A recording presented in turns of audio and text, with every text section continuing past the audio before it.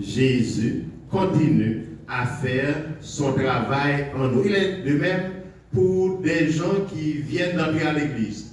Il y a des choses probablement qu'ils faisaient auparavant, qu'ils ne font plus, qu'ils ont pris la décision de ne plus faire. Mais ça va demander une discipline. Ça va demander qu'ils puissent rester focalisés sur Jésus. Ça va demander qu'ils ont les yeux fixés sur Jésus. Et Jésus va continuer à faire le travail en eux. Suivez-moi et je vous ferai pécheurs d'humains. Quand je dis la transformation n'est pas instantanée, elle est progressive. Dans le texte même, on trouve cela. Car Jésus a utilisé le futur. Et le futur suggère que c'est quelque chose qui est en train de faire, mais qui sera fait, mais qui n'est pas encore fait. Il aurait pu utiliser le passé composé pour dire que c'est quelque chose qui est fait et qu'on va continuer à faire. Mais on accepte Jésus. Jésus nous dit, si vous me suivez, voici là où vous allez aboutir. Voici ce que je vais faire en toi. Suivez-moi et je vous ferai pécheurs d'humains. De pêcheurs de poissons, je vous transformerai en pêcheurs d'humains. Quand on suit Jésus, on ne reste pas le même. Quand on suit Jésus, on ne reste pas le même. Chers nouveaux baptisés, ou chers néophytes,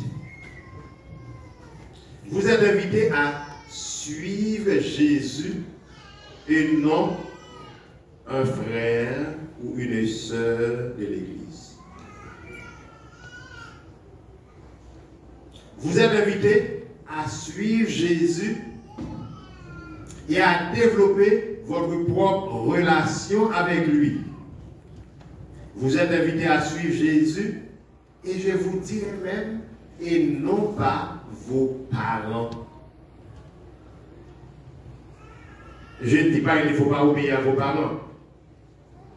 Mais Jésus n'a pas de petits-enfants. Il n'a que des enfants. Vos parents sont des enfants de Dieu. Vous êtes des enfants de Dieu aussi.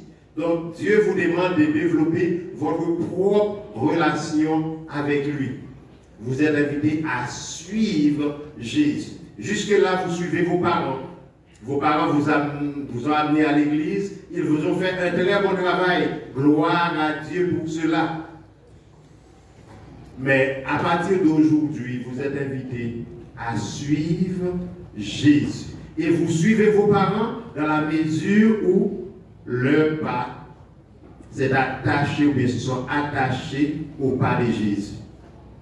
Vous suivez vos parents dans la mesure où vos parents obéissent au Seigneur.